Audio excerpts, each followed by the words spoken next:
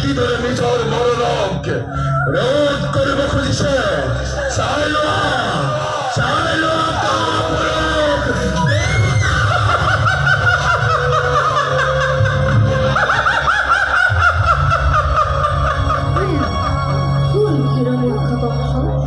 দেৱীময় মহামায়া নিচি মিলিত আছে কিবা সাধ্য আছে আজি তোৰ মৃত্যু ঘটিব আজি মাজ ৰাতি